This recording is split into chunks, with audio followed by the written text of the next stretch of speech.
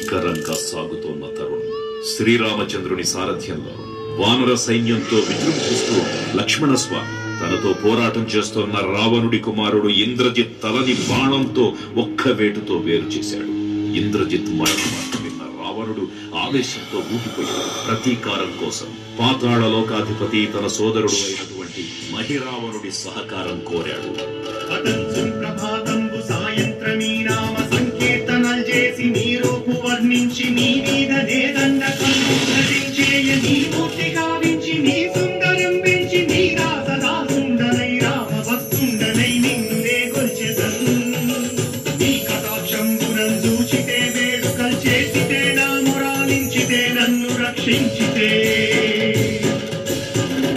తంత్ర విద్యలో ఆరితేరిన మహిరావణుడి దాడి గురించి విభీషణుడి ద్వారా ముందుగా తెలుసుకున్న హనుమంతుల వారు తన ప్రభువుల విశ్రాంతి మందిరానికి కాపలా ఉండగా ఆ దుష్టుడు లోపలికి ప్రవేశించడానికి పలు ప్రయత్నాలు చేసి చివరికి మాయోపాయంతో విభీషణుడి రూపం ధరించి మందిరంలోకి ప్రవేశిస్తాడు.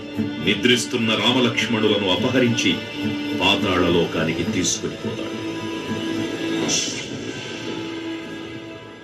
అంజనాదేవి గర్భాన్వయాదేవ నిన్నెంత వారం దయాశాలివై చూచియుం దాతవై బ్రూచియుం నిలిచియుం తొల్లి సుగ్రీవకు మంత్రివై స్వామి కార్యార్థవై ఏగి శ్రీరామ సౌమిత్రులను చూచి వారిని విచారించి సర్వేసు పూజించి ఎవ్వారు చుంపంటు గావించి వాలిని సంపించి కాకు సతిలకుంటు వాదృష్టి వీక్షించి కిష్కింధకే తెంచి శ్రీరామ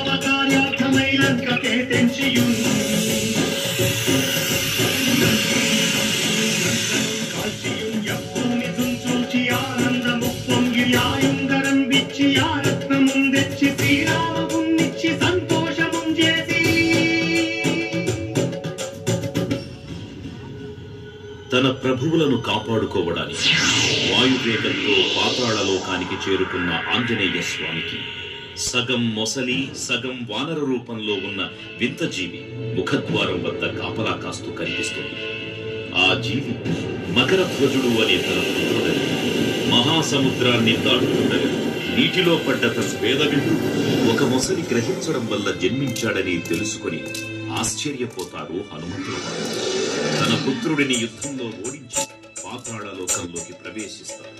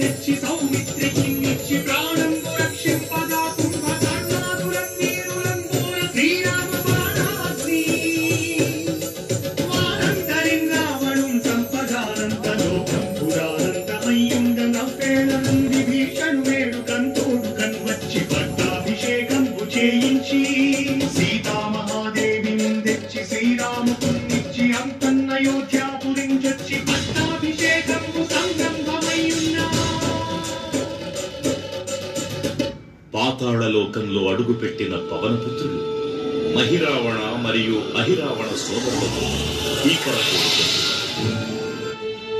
5 దిక్కులలో ఉన్న 5 దీపాలను ఒకేసారి ఆర్పడం ద్వారా మాత్రమే వారి మరణం సంభవిస్తుందని చెప్పబడింది.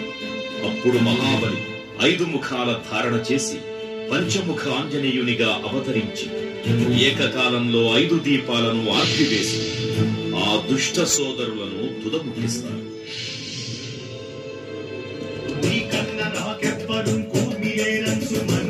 శ్రీరామ భక్త ప్రశస్తంబుగా నిన్ను సేవించి నీ కీర్తనలు చేసిన పాపము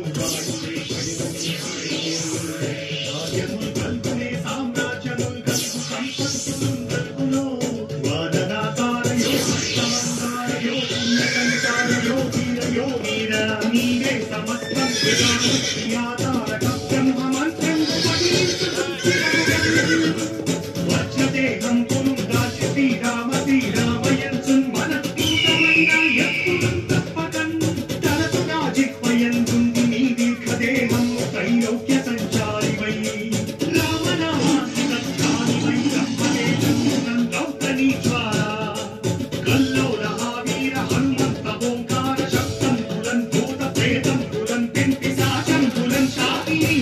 నిత్యాతులం కాలి దెయ్యంబులం నీదు వారంబులం దుట్టి నేరంబులం పట్టి నీ ముష్టి ఘాతంబులం బాగుదండంబులం తోమకండంబులం తుంచి కారా తిరుగుతుండవై నీవు బ్రహ్మవేదంబులం చూచి దారోని నా ముక్కు నరసింహయంసు దయా దృష్టి వీక్షించి నన్నేలు నా స్వామి ఓ ఆంజనేయ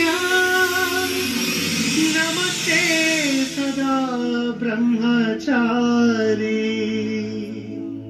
నమస్తే నమో వాయుపుత్ర నమస్తే నమః. తూర్పు దిక్కున చూసే శ్రీ హనుమాన్ ముఖం సర్వ పాపాలను హరించేదిగా, దక్షిణ దిక్కున చూసే శ్రీ నరసింహుని ముఖం శత్రు భయాన్ని పోగొట్టి విజయం చేకూర్చేదిగా, పశ్చిమ దిక్కుని చూసే శ్రీ గరుడ ముఖం భూత ప్రేత తాంత్రిక భయాలను పోగొట్టేదిగా, ఉత్తర దిక్కు వైపు చూసే శ్రీ వరాహ ముఖం గ్రహ